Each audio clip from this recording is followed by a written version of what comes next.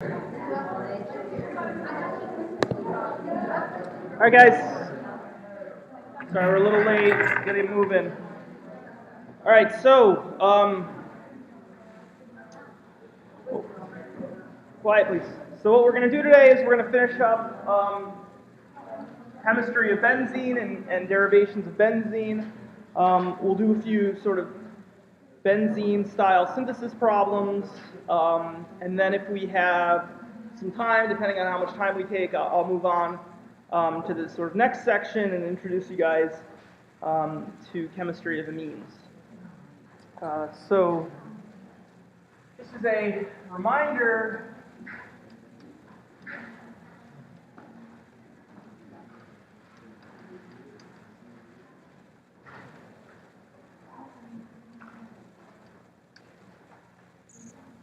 what we focused on so far is electrophilic aromatic substitution. Right, and we've sort of learned a few concepts from this, right? And the first has to do with sort of regioselectivity. So in instances where we would have some type of group here, if this is, say, for example, I think this sort of terms electron donating groups and electron withdrawing groups can be a little bit confusing because we can sort of think about them in a couple different ways. I think one of the reasons why I'll often use electron donating groups, even when I'm talking about, say, for example, halogens, which clearly withdraw electron density from the system, is that from a resonance standpoint, each of those cases you see this ability to stabilize, say, for example, the buildup of positive charge. And certainly in the case of halogens, we can do that based upon the lone pairs that they have. Again, I have no idea how to sort of, I'll say Z. Right? And so we've seen cases where we can do electrophilic aromatic substitution, right? And we have certain groups that go ortho-para.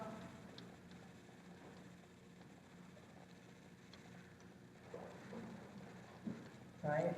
And so these are cases where you have the ability to, say, for example, resonance stabilize the buildup of positive charge, right? And so this is generally when Z equals, I guess what the book would say is an electron donating group. And then we'll also say or halogens, but again, I often think about the halogens in the same way, simply because what we're talking about is the ability to have this resonance donation back in.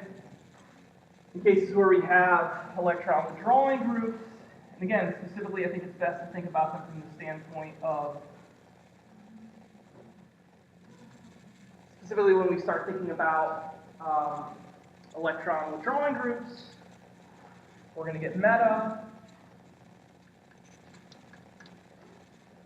So EDG, electron donating group, electron withdrawing group. Again, not really a halogen per se, even though that might be something that's going to be an electron withdrawing group. That's why I don't really like this terminology all that much. But again, I think it's best to think about it from the resonance standpoint. Can it withdraw electrons through resonance? Does it have the ability to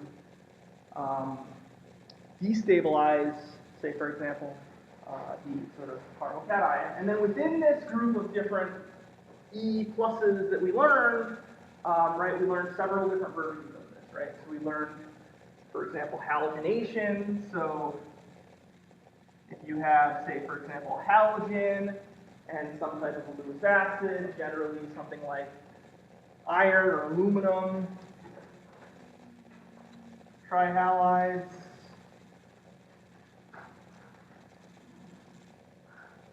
Right? We see this sort of halogenation, again, using bromine or chlorine with one of these groups. We've also seen similar types of chemistry for alkylations and acylations. So we see RCl, and again, similar types of Lewis acids. We can subsequently alkylate a group. One of the things that's probably important to recognize about this is something that I think is often brushed over in the courses, but makes at least things such as Gilman reagents certainly makes them more important, right? When we talk about these alkyl groups in this case, really what we're talking about are primarily sp3, right? sp2 halogens, for example, aren't considered electrophiles in these cases. The one exception, right, being Friedel-Crafts acylation, so this is certainly an sp2 carbon, but it's more specific than that, it's an acid fluoride. Okay, so this is Friedel-Crafts alkylation, again with a similar acid. Okay, so in this case you're going to have a halogen as your E. In this case you're going to have some alkyl group, again sp3, that group. In this case you're going to have an acyl group. You've seen there's other ways you can imagine getting entry into cation species, such as this. Right? We saw, for example, we take alkene and we treat it with some type of an acid.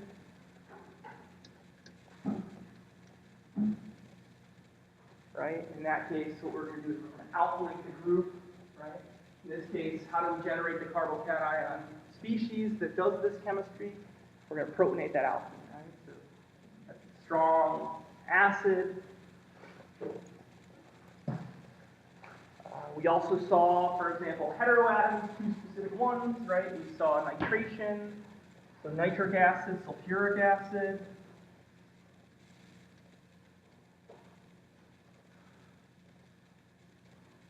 So that's going to add a nitro group into that group, right? And then the last one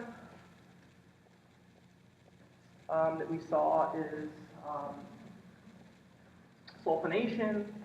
Right, so if we have SO3, H2SO4, right, we have another additional electrophile that is capable of reacting with your aromatic groups, right? And so, last class, again, we discussed a lot of this chemistry. We explained why, for example, different groups would give different regioselectivity.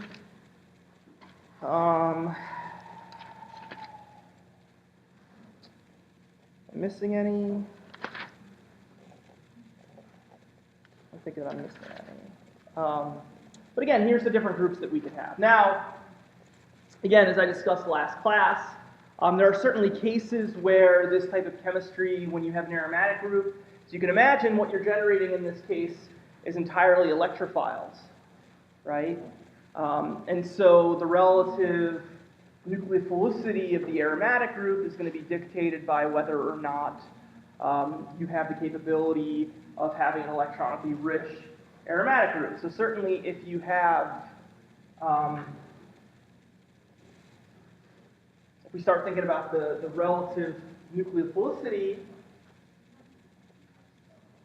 of these aromatic groups, as you can imagine,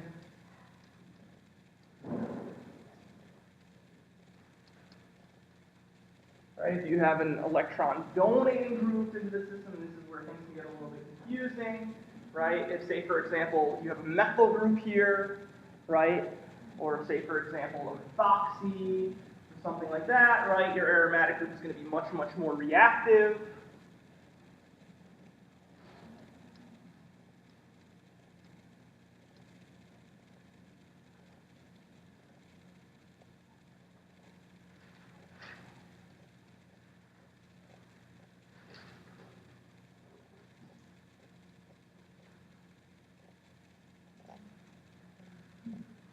Right?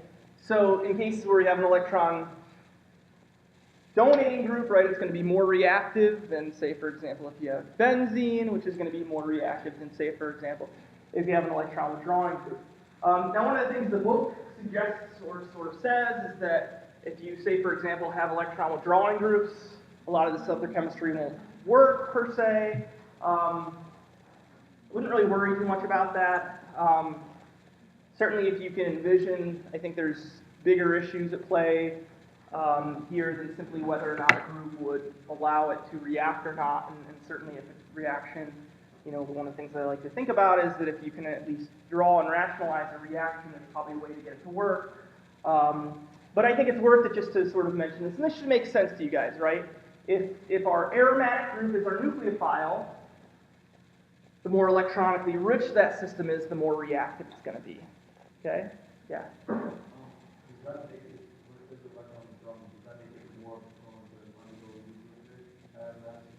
So we'll talk about electronucleophilic aromatic substitution in a moment.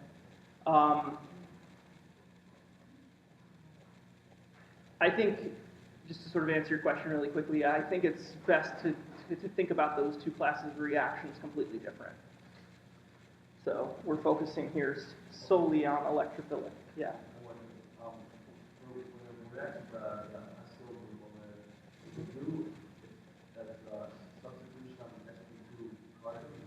Well, that's what I'm saying. That's what I was saying. I was saying that generally sp3 alpha halides is the same as like it's the same as if you're doing like substitution chemistry, right? Like we generally don't substitute, like if you're just doing standard substitution chemistry, you don't have like a vinyl halide.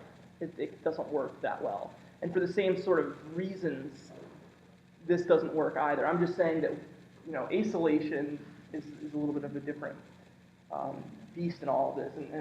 And again, you can sort of at least partially rationalize that based upon the fact that what you're generating is a sort of stabilized oxygen species. Right? Yeah. Well, yeah. And if you think about trying to do a similar thing with, say, for example, an alkene, something like that, right? You don't have that same stabilization. So that's why these are a little bit different. Okay? All right, so this is just sort of a quick refresher on electrophilic aromatic substitution. So what do you guys have to know? Well, certainly you're going to want to know this chemistry. Certainly you're going to want to be able to know the relative regioselectivity of molecules. And the big question is, where will this become important? And I think one of the areas where relative regioselectivity will be important for you guys, particularly in, for example, planning syntheses, right? And so we'll spend a little time doing a couple syntheses, and then we'll move on to nucleophilic aromatic substitution.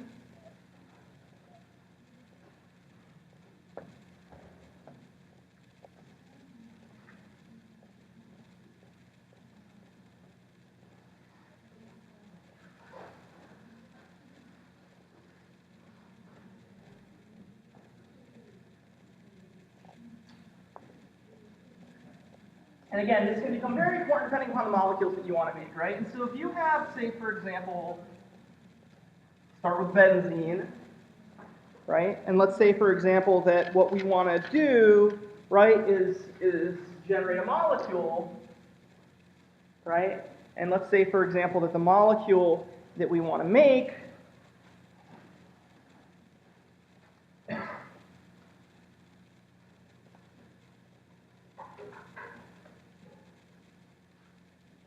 say, for example, that's the compound that we want to make, right? We have to do two substitutions to this group, right? We have to put a methyl group on here, and we also have to nitrate this molecule. And where the sort of regiochemistry and regioselectivity can often come into play, right, is specifically when you're starting to put a couple groups on there, and you're trying to determine what order, for example, you would want to put one on versus the other, okay? And so, again, the two electrophiles that we have here, if we can sort of identify them right away, right, is we want to put a methyl group on there, right? How do we put on methyl groups?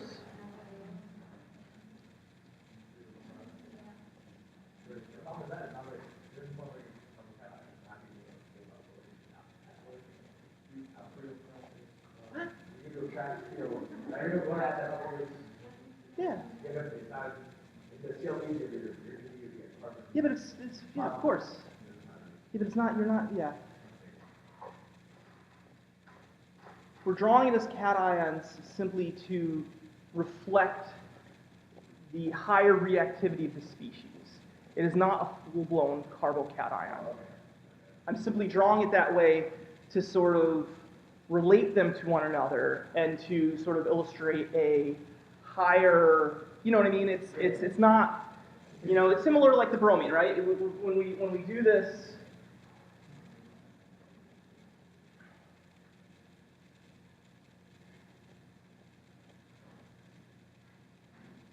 right, it's something like this, right, where we're effectively activating that chloride.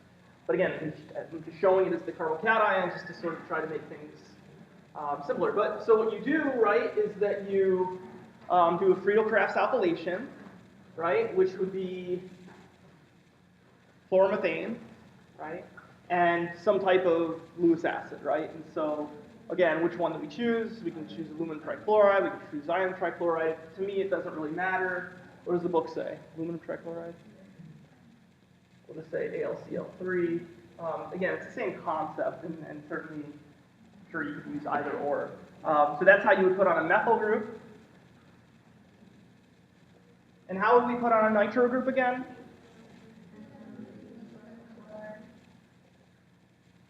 Nitric acid and H2SO4. That's how we're going to put the nitro group on here, okay? And what we've done here, and obviously I've chosen this to make a point, right, is depending upon which order we do these, we can get a couple of different reactions, right? And so for starters, right, if we start this with aluminum trichloride, if we start this with the Friedel-Crafts,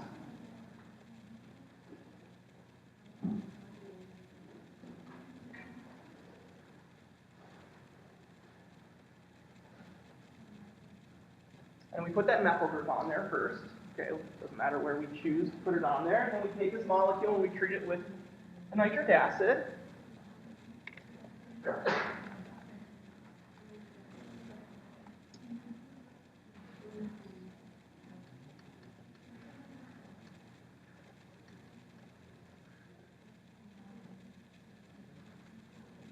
We have a methyl group on there, and the regiochemistry of putting a nitro group on here is going to be orthopara, right? And so it's either going to be able to put it at this position or the other position.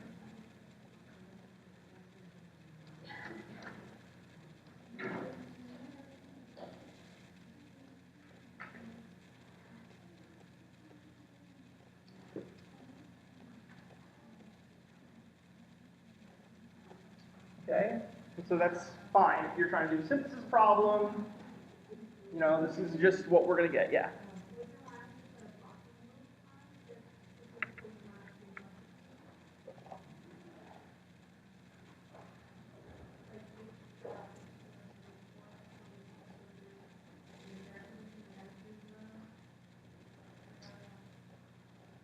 Well, the problem is that you're still going to get orthopara. Yeah, so blocking groups, we can discuss those. Yeah, I mean, there's a lot of things we can do. You can put a halogen there in principle, right, and then just treat it with a Grignard and protonator or something like that. But yeah, I wouldn't worry about it too much. I think for the sake of this course, I would say orthopara, as long as it leads to one of them, we're good, yeah. That's where I'm going to get. Yeah, so that's what I was going to get to. So if we swap those, and we do nitric acid followed by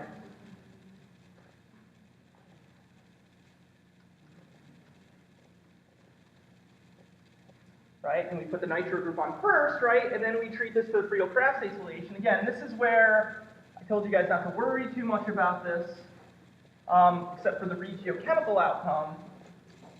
Right? You have an electron withdrawing group, and so if you look at the book will sort of say, okay, well, now that you have an electron withdrawing group, the aromatic system is not going to be as reactive, and so it might actually not do this. Fine. I'm guessing you probably could get it to work if you really wanted to.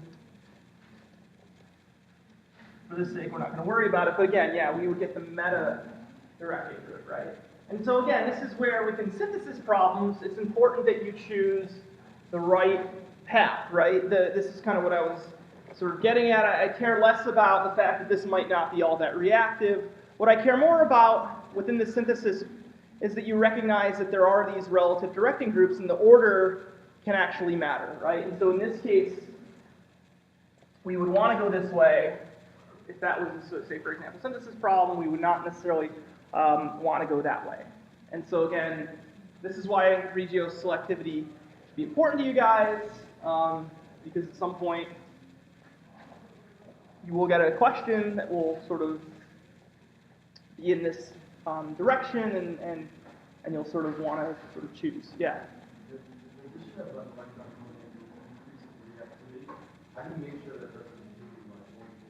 Yeah.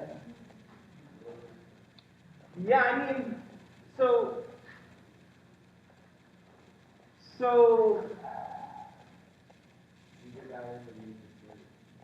well, yeah, this goes back to sort of keeping, yeah, you can play with stoichiometry and stuff like that. But yeah, I mean, the thing, you know, where the,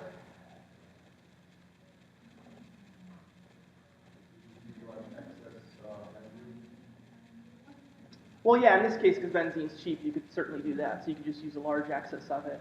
But yeah, it's just one of those things, right? You can certainly over-alkylate if you want to do it a couple times. Again, we're doing paper chemistry here, so you might not have to worry about that as much, but certainly in a lab setting, you're not just drawing structures, right? You're adding different amounts of different things. Perhaps somebody brought up, you might add one slowly to keep the relative concentration down, but I'm not going to ask you guys to like start writing that stuff down. That's more for if you actually get in a lab and are trying to figure it out. But it's sort of,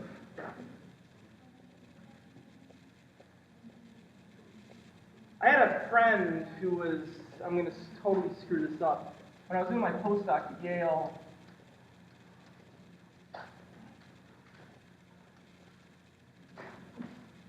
I thought this was really cool. I'm going to totally screw it up, though. I believe what they have is an alkyl group there. And I believe what they also had was an alkyl group like here. Okay? Just sort of go off a tangent. Is that molecule chiral? Is it?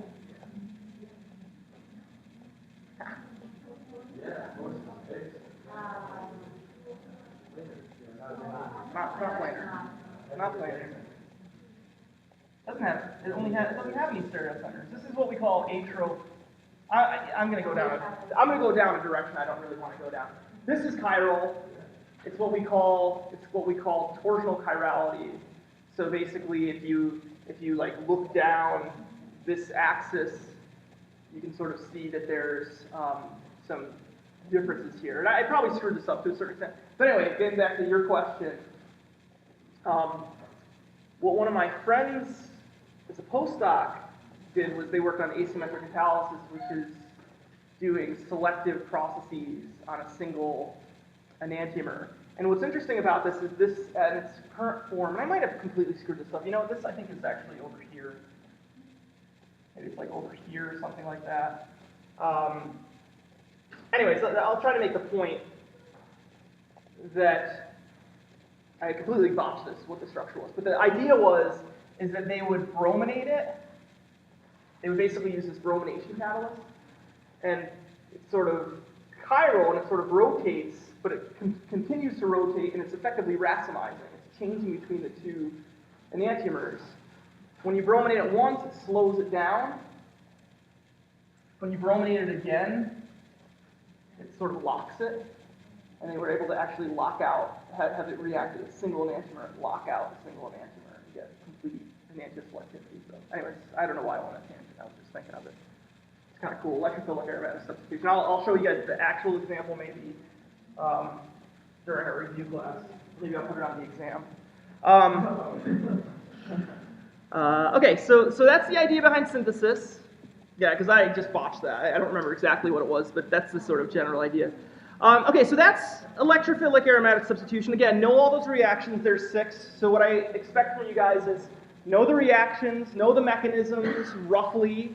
Again, show them as a cation if you want. If you want to show them coordinated in the way that I showed it, that's fine as well. Whatever you feel more comfortable with. Understand the regioselectivity, and so on. All right. So that's electrophilic aromatic substitution. Now we're going to move on to nucleophilic.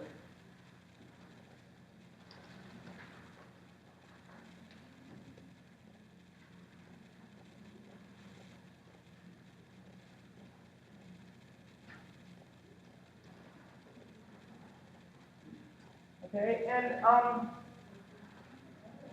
nucleophilic, the difference between electrophilic aromatic substitution and electrophilic and nucleophilic is just the sort of what you're reacting it with, right? So in the case of electrophilic aromatic substitution, we're treating it with an electrophile.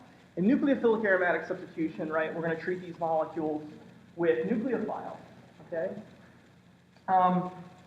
But as we sort of discussed a few classes ago, right,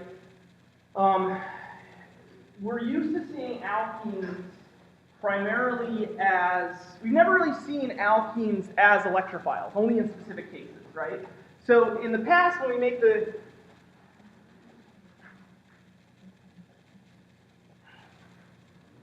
when we treat these molecules with electrophiles, right, you can draw sort of a parallel to say, for example, your general alkenes, right? We've seen alkenes behave as electrophiles in the past, and so you can sort of draw that parallel. In the case of nucleophilic aromatic substitution,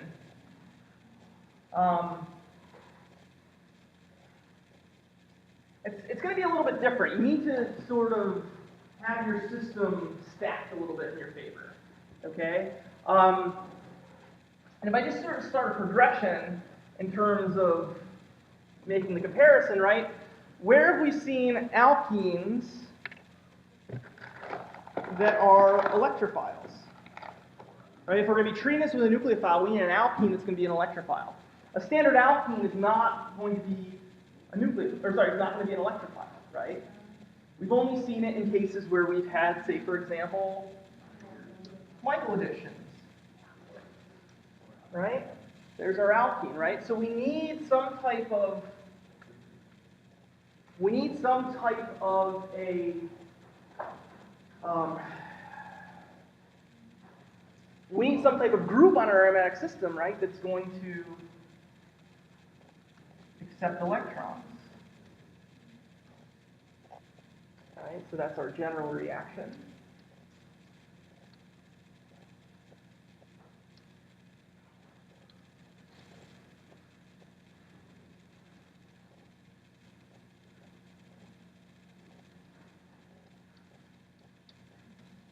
Right, so that's how we're going to do our sort of nucleophilic substitution. But there's one other issue with this, right? And that's that unlike in our cases of our alkenes, right? In the case of the alkene, we can react it with the electrophile.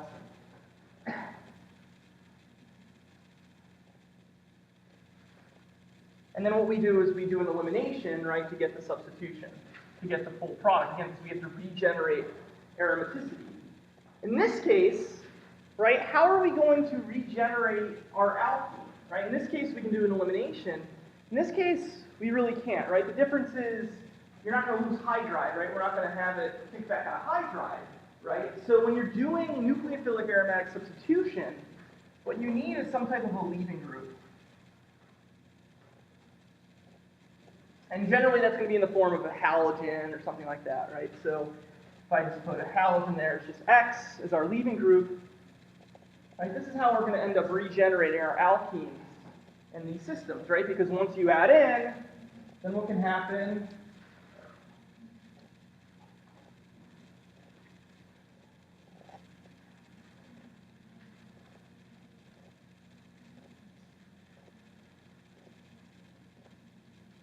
Right? Now you can sort of regenerate that alkene, right? Makes sense?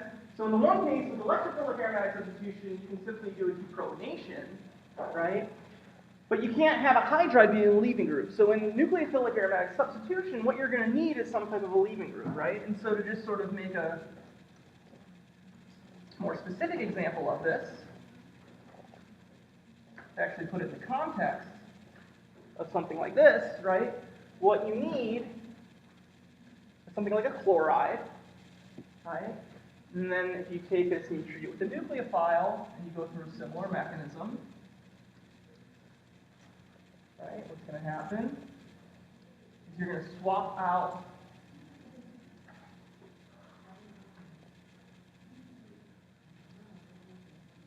You're going to swap out that chloride for your nucleophile. Okay? So let me ask a few questions. So what? Right? Why would I say that? Who cares about nucleophile antibiotic substitution? Yeah.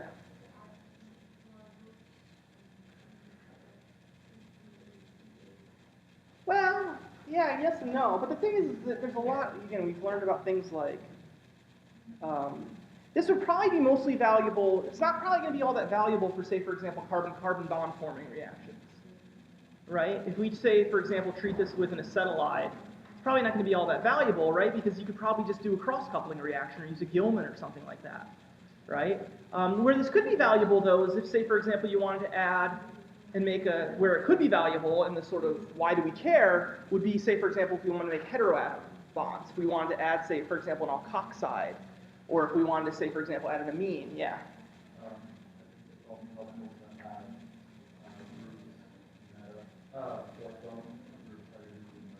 Right, but you got to put the chloride there anyway. So that's my point, is if you already have a chloride there, there's a lot of things that you can do from that chloride. However, I think you did just bring up, maybe this is where you're going with it. There could be cases where, say, for example, you have two halogens, right? So this is the general mechanism. Where it's going to be valuable, particularly for you guys, I think, is if nucleophile is, say, for example, an alkoxide, or if it's an amine. Again, carbon-carbon bonds probably not as valuable because you can just simply do a Gilman or something like that, or we're going to learn cross-coupling soon. But yeah, so they can be valuable for that. The other thing is what was just brought up, which is what if we had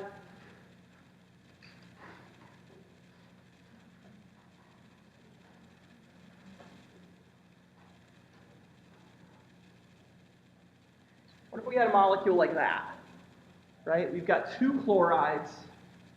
We want to swap one of these out with a nucleophile.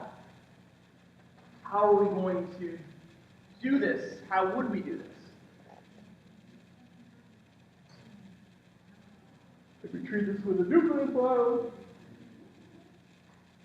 what you should recognize, right, is here's your ester. If you think about this mechanism, right, where we're reacting, right, is effectively the beta carbon.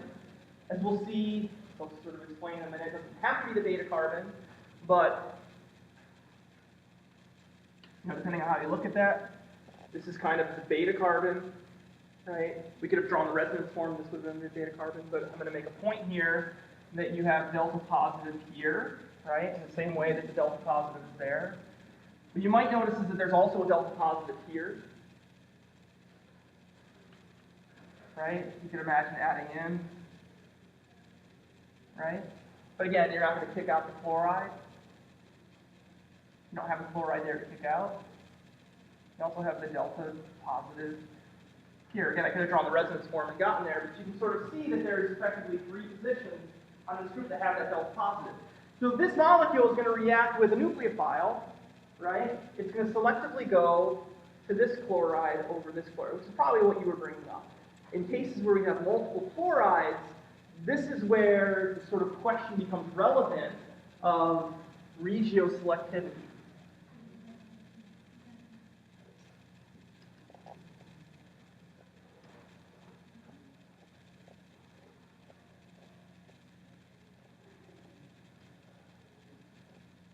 Okay, so that would be the type of situation where perhaps that would be relevant. Yes?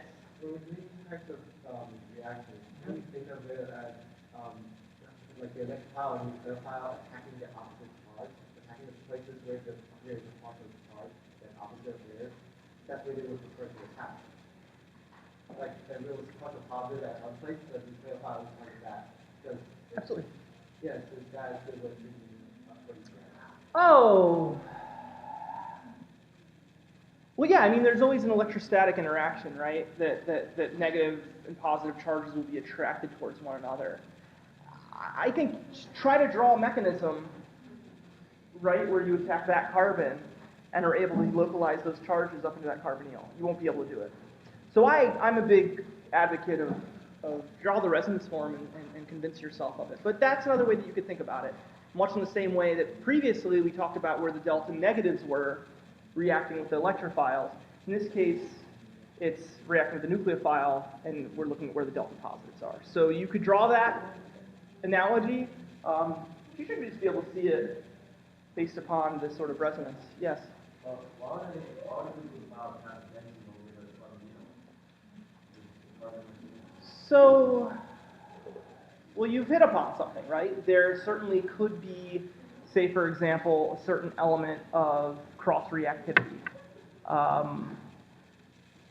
If you added, say, for example, Grignard to this system, you're probably right that it's probably going to attack there.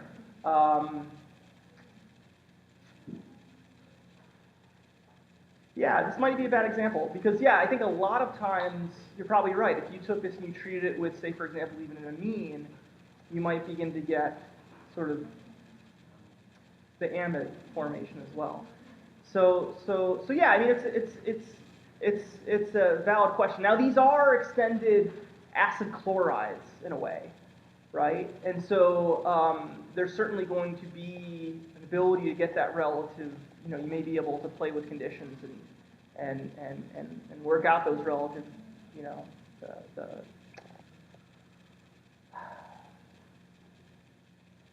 you may be able to. I actually don't know the answer to this question that you're asking in this form. If I treated this exact molecule with a nucleophile, would I get this cleanly?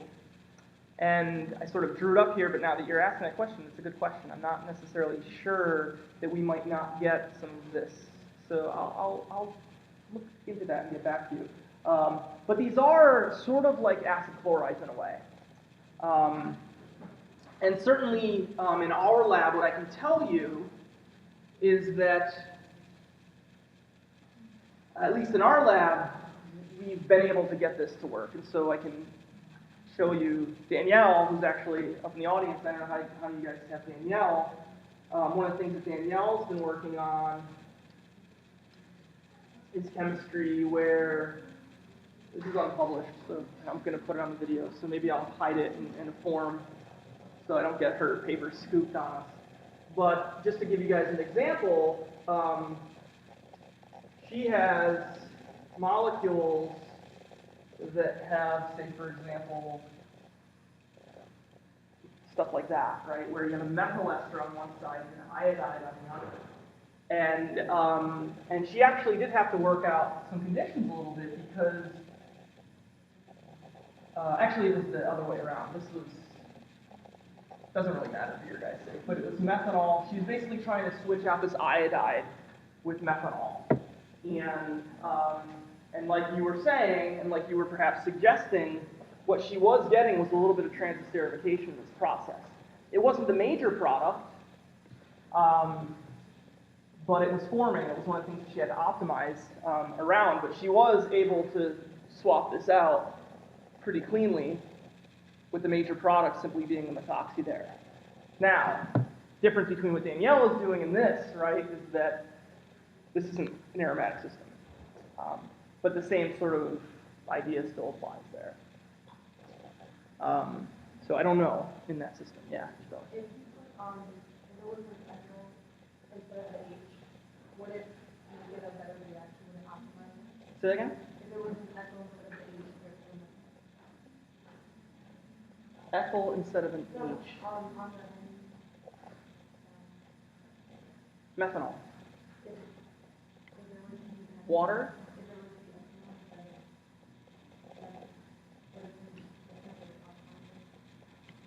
Well, yeah, if you did ethanol, then you wouldn't have to worry about this.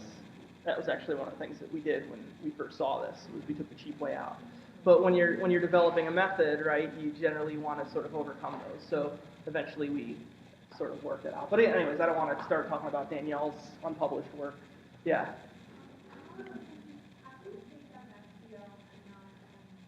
Yeah, so that's exactly what I was, that's the whole point, right? So if you have a system, say for example, like what I want you to try to do is get out a piece of paper and a pencil, and try to attack that carbon right there with your nucleophile.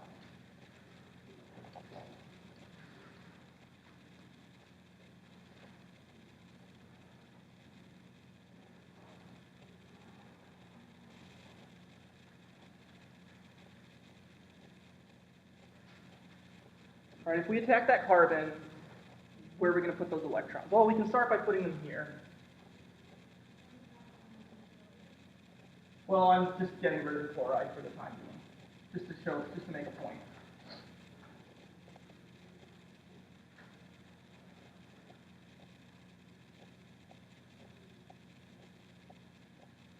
Right, we're going to put the negative charge there.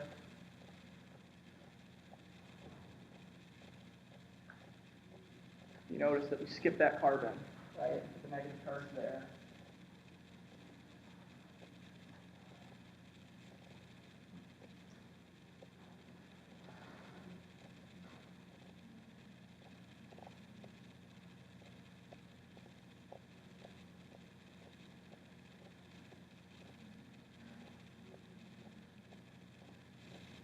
Right, and we can keep moving and we can sort of push it back onto that carbon. But you can clearly see that it's not, you never get it up into that carbonyl. So for those same purposes and kind of what was brought up previously, where the sort of delta positive is, in essence, makes it such that this isn't going to add in there, right? Because at no point can you get that negative charge on that carbon.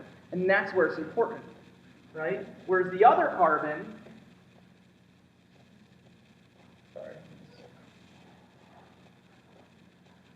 whereas if we go to the other carbon, and I'll draw it as the, I'll just make it easier on myself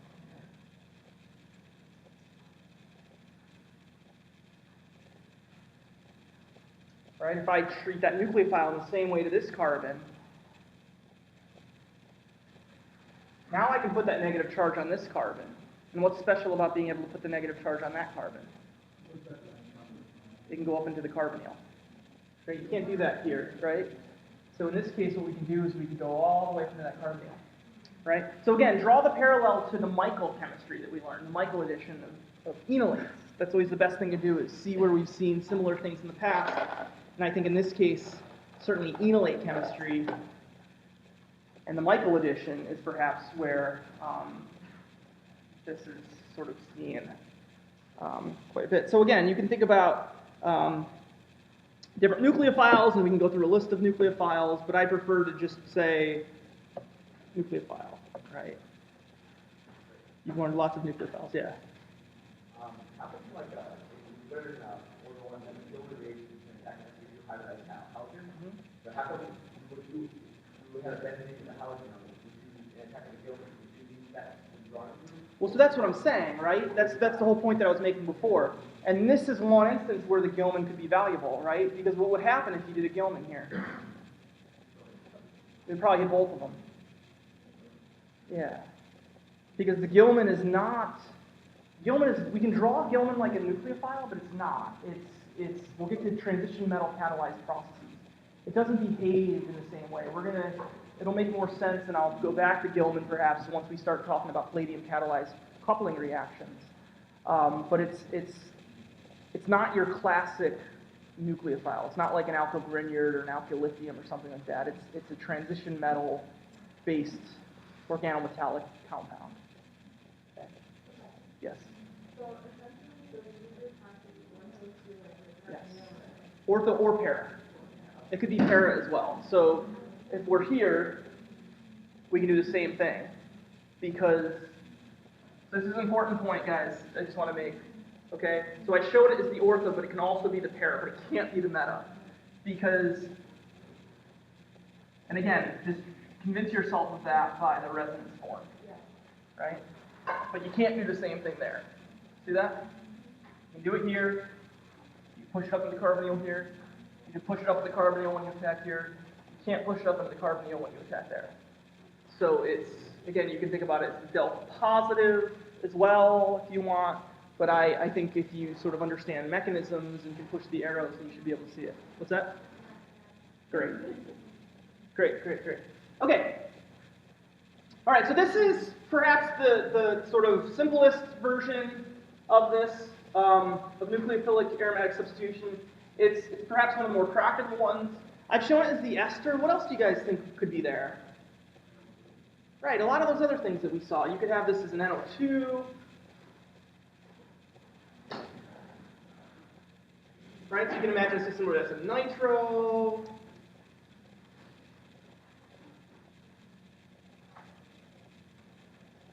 Right, we can imagine it being a sulfonyl group like we saw previously. We might as well stick with those, right, because those are some of the ones that we've seen.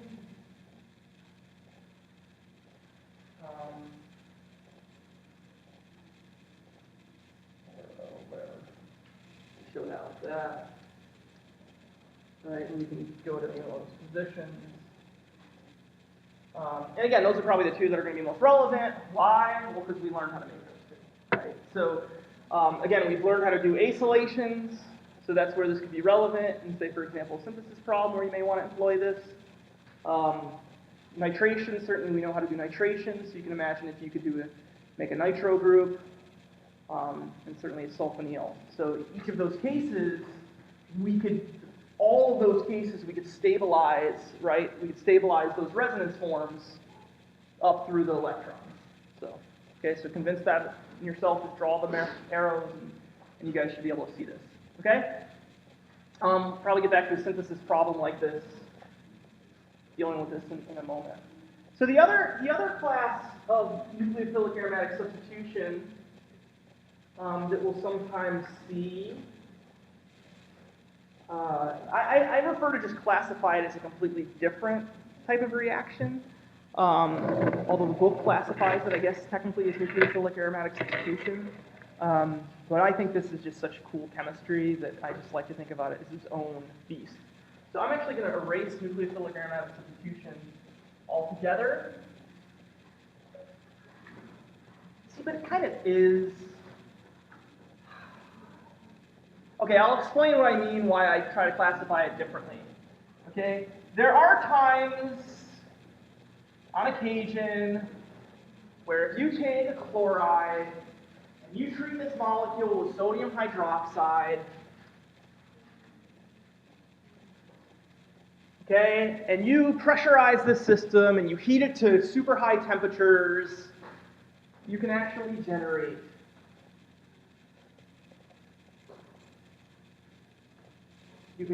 the straight substitution. So this is perhaps a little bit different than we saw previously. What I showed you previously, I think in a lab setting is going to be a lot more practical. In this case, it's high heat, pressure. Actually, I don't know about pressure, but it's definitely, you got to go up to really, really high heat. I guess in my books it says also high pressure, so I guess that's the case. And the question is, how does this work? Yeah. When in doubt on the exam, whoever wants to open doors is an High heat pressure.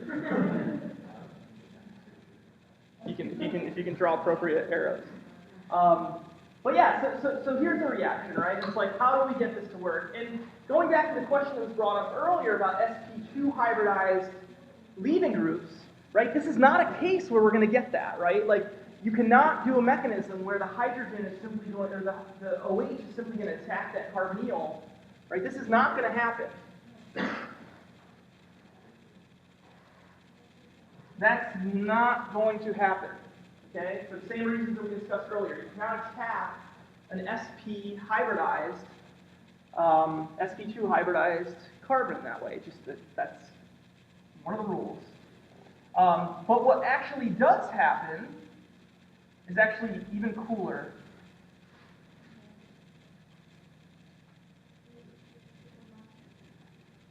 Hey, spoiler. Glad you read ahead. But I am teaching here. Okay? What happens is you actually do an elimination. Oh!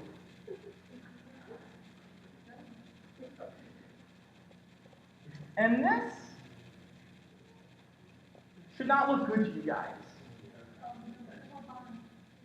That is benzene. In fact, it probably doesn't really exist like this. There's been a lot of studies that have been done on this. It probably exists more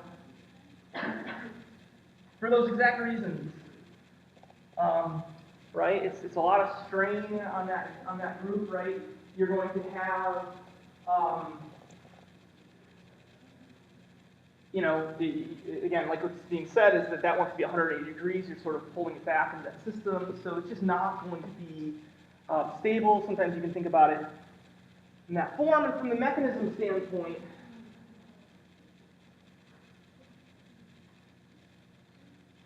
perhaps it's better to even think about it in this form, because now what we have is we have our carbocation, right? Because that carbocation is where the OH can in fact add in. How do you know that was of that one, not the one right there? Not relevant. You have like another group on the vitamin CL or minus the other. Oh, okay, we can discuss that in a moment, but in the current form it doesn't matter, right? Because it's symmetric. Okay? I need to try. Okay? So what's going to happen here is now you'll be at the OH, right? OH minus there. And again, what can happen here is now you can just, as you can imagine, probably I'm going to draw it intramolecularly as I often do. It's probably intermolecular. You're going to deprotonate that. You're going to generate phenoxide. Or during the workup, perhaps something come in to protonate that. But again, once you work it up, right, you're going to get to that product there. Okay? So this is called benzene. Okay? This is a case of a reaction that can be done, again, at super high heat and pressure. You can actually do the same thing with lithium amide, right? And the question was just brought up about regioselectivity. Right? I think that's a good question to bring up because the chances of us having chlorobenzene and just wanting to functionalize chlorobenzene, you know, might not be that relevant. Now, here's one of the issues with benzene, is that benzene is a very, very, very highly reactive intermediate. And instances of regioselectivity with benzene certainly exist. You could perhaps rationalize it, and so we'll try to rationalize it here, but I think that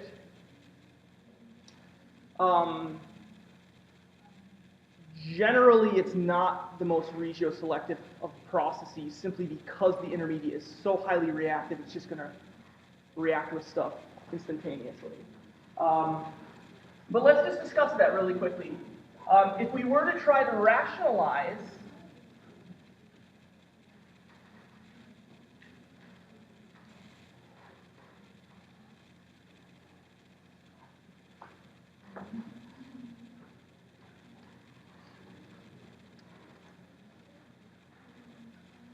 if, say, for example, we had, well, I guess that's bad.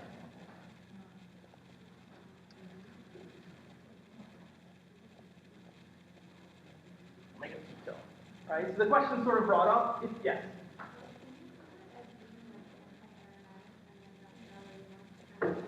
It's not anti-aromatic.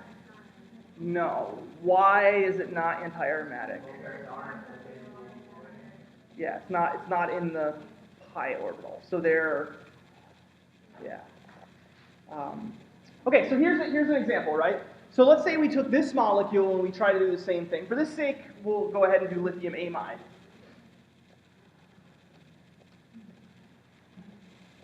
Okay?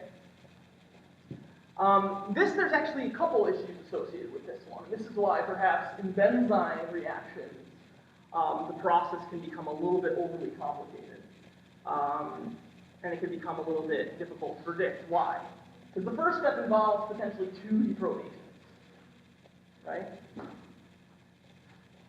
One of them is here.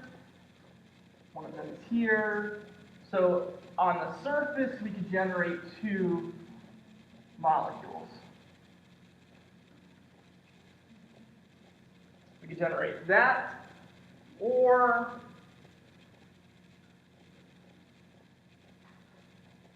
we can generate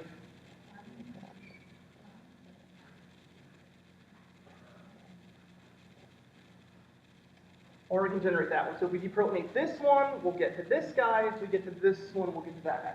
So there's the first issue. The second issue becomes where is the negative charge and where is the positive charge? And if we can rationalize that, then we might be able to rationalize, to a certain extent, the relative regiochemistry.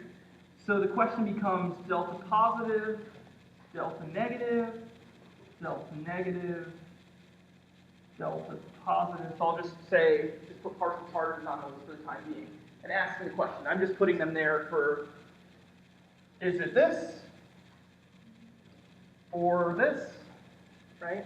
And then we can do the same thing here.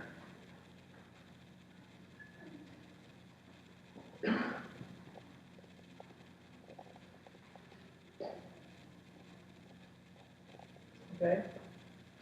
So the first question is, what would your intuition perhaps tell you? Right? We would start looking at what we did before, right? Where's the delta positives? Delta positives are already here and here, right? Yeah, so you'd probably want to pick the one where the delta negative, right, would probably, because there's already a delta positive there on the one pi orbital, on the one that's in conjugation with this system, right? The other guys, as we were just discussing, are not in that plane, right? So they represent an alternative. So what it probably is you probably want to have the delta minus or the negative charge here and the delta positive charge there. If that's the case, then I think the same would hold true for here as well. So this may be a situation where, right, so in that case you would have delta minus, delta positive. Well, actually it wouldn't matter. You would get the same, right, because in both cases you would have delta positive there, delta positive there. So the product would probably be, you just substitute it in the same position. Wait, carbon negative, carbon is positive, so that is the carbon next to it is positive. No, so this is, no, that's, see, there's two separate things going on here. So you're thinking the first step. The second step becomes,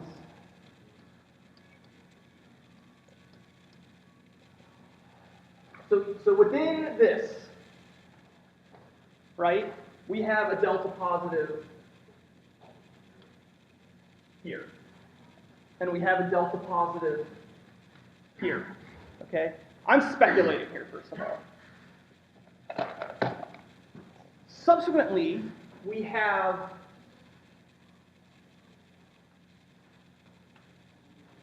another set that could have the delta minus here and the delta positive here. The question that we're asking is which resonance form, in a way, is more stable?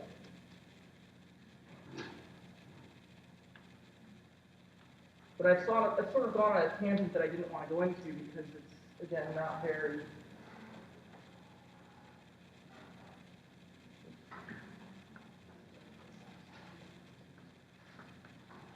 So the question that that's raised is perhaps which one of these two is more stable, which one would represent the better resonance form. Because unlike the previous case, where we're adding in through that pi system, in this case we're not. So I don't know. This is how I would rationalize it. This is how I would expect it. But I do know that these reactions are generally not the most regioselective processes, again, owing to the high selectivity. So the question would then become, when are you going to use this reaction in synthesis? We tend not to be perfectly honest with you. They're very difficult to work with. I actually worked on a Benzene intermediate, and for these same reasons, even at the get-go, we were going to have regioselectivity, and we were sort of like, we were just assuming we were going to get regioisomers. This is back when I was in my first semester in my postdoc. And we made a compound, drop down. I don't remember exactly what the molecule was, but it looked something like this. So there's different ways that you can gain access to benzynes.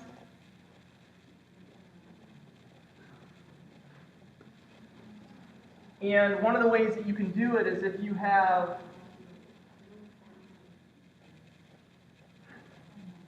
so this is one of the precursors that you can often make to generate benzene. So instead of the elimination process, I never see that reaction ever.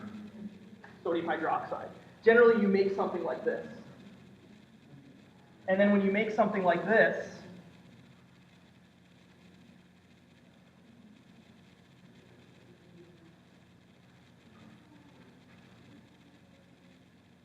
you make your benzene. And what you notice about this process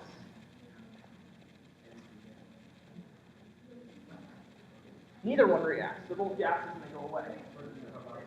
So usually you have something else. So like in our case, what we were trying to do was, I think it was a Diels-Alder, right? So if you reacted this with, say, for example, through Diels-Alder, this would be the more reactive alkene to react with that. Now this is what's cool about this. Do you know when chemicals become explosives? When? Well, not just putting nitrogen. Why do certain molecules explode? Why are certain molecules explosive hazards? What happens during an explosion? Well, you're getting there to an extent. You're talking about TNT. But yeah, that's an example of it. Usually there's a lot of heteroatoms and stuff like that, but in that case you're generating nitrogen dioxide, which is a gas, right? So generally what happens in an explosion is you go from, say for example, a solid to a bunch of moles of gas really quickly, right? So something like TNT, which is trinitrotoluene, you generate all these nitrogen-based gases, and very quickly you've gone from a solid to a gas very quickly, and a lot of a gas.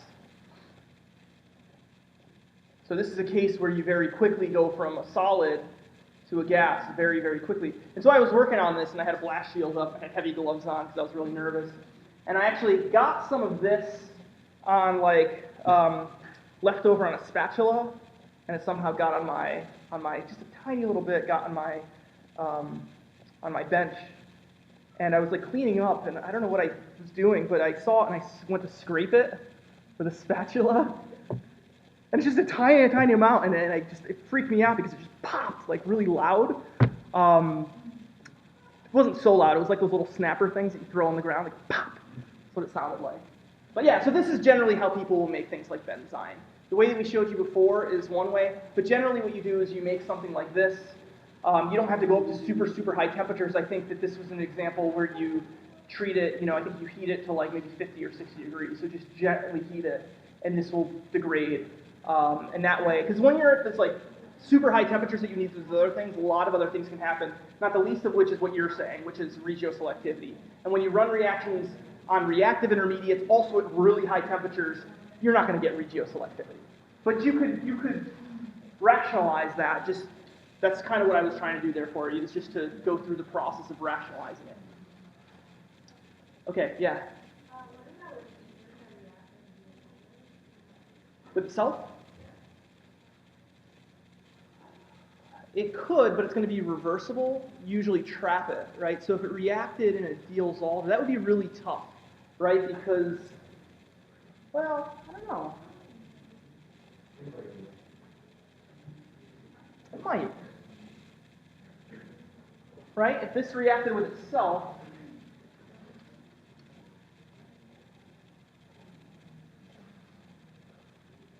it might like polymerize.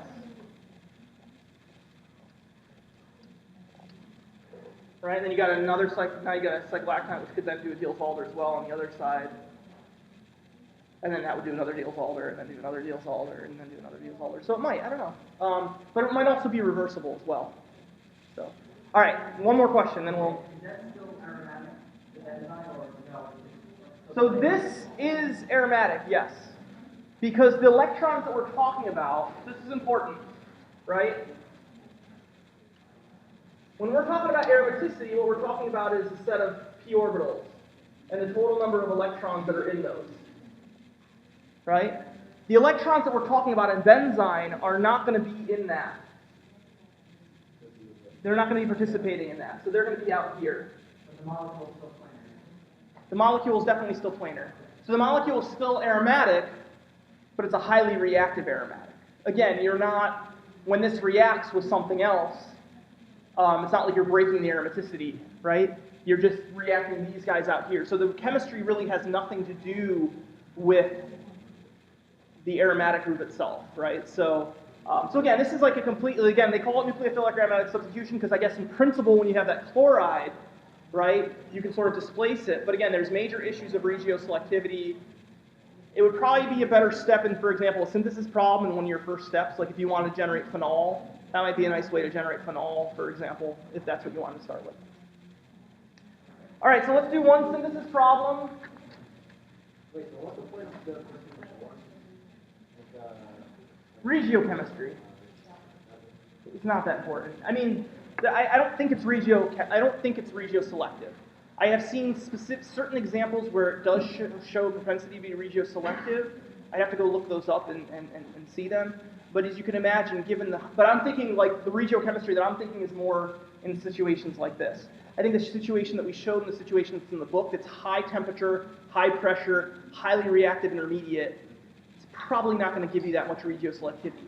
However, if you were to predict regioselectivity, I would argue that you could probably rationalize it by thinking about where the delta positive is in the system, but then realizing that that has nothing to do with what the molecule is, right? The molecule is over here, and that's all I'm saying is that it's probably better to have that delta minus closer to that group there.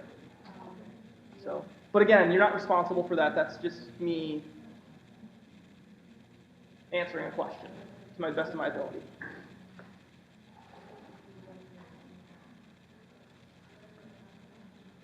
Okay. And again, I'm not even sure if that's entirely accurate. That's just my prediction based upon trying to explain it. All right, so from a synthesis standpoint, again, I think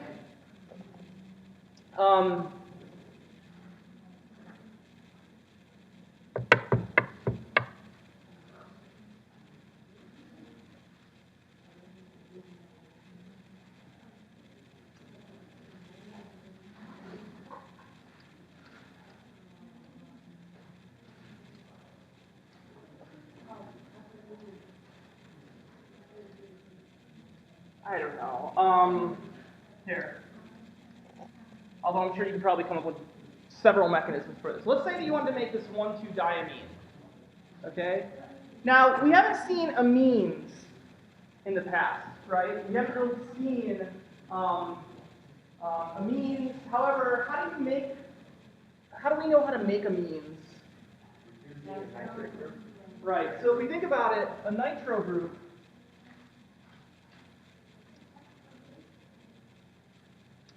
I don't know. It's in the book somewhere. Reducing nitro groups.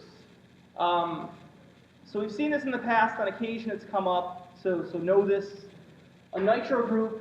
If you look at a nitro group, it's effectively kind of like a carboxylic acid in a way, or an ester, right? But with a nitrogen instead of a carbon. And so from a reduction standpoint, you can reduce. This actually might be even in the amine chapter. I don't remember. But yeah, so you can imagine hydrogen and metal could certainly do it. The conditions that I had written down were like iron, so maybe this is in the, well, H2 and nickel certainly, I think I had iron, HCl, and base. Yeah, maybe it's in the amine chapter. Well, no, I mean, you neutralize it afterwards. Because what's going to happen is once you do this, you'll generate the ammonium.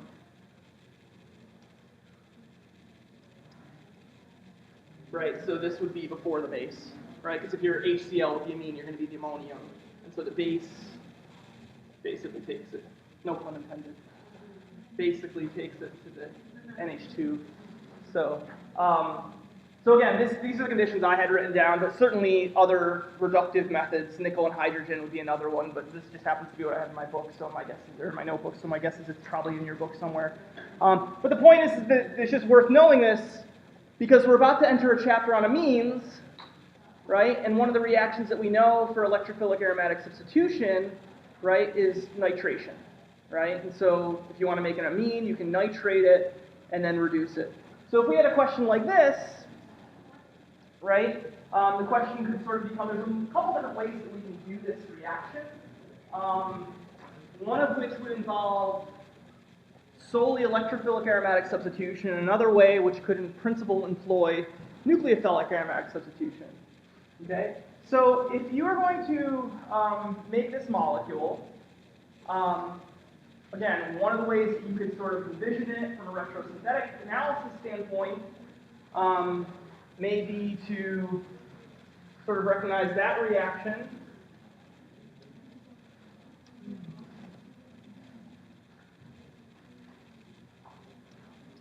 Right? And so you have the nitro groups there. Yeah? Also do a retrofit Whoa. Okay. Yeah, Chiavelli wants to just go completely off the aromatic chemistry. Yeah, but that's thinking outside the box. I like that. But sure, there's probably a way to actually generate it instead of starting from benzene. But that's how I was thinking, starting from benzene. To what? Well, you do a Diels-Alder elimination. We got like a minute and a half. Or we got like half a minute left. Anyway, so if we did this nitration, one way that we can do it, right, would be to nitrate the molecule, right, first. And then if we did a nitrite, but what would happen if we did the nitration again? Right, we would get the meta. So this isn't going to work.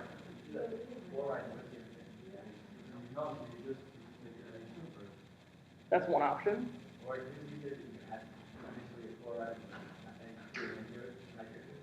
Right, that's another. You know what? Let's discuss, because we're out of time. Let's come up with a bunch of syntheses for this, and we'll discuss them at the beginning of next class. But yeah, so just start thinking about this reaction.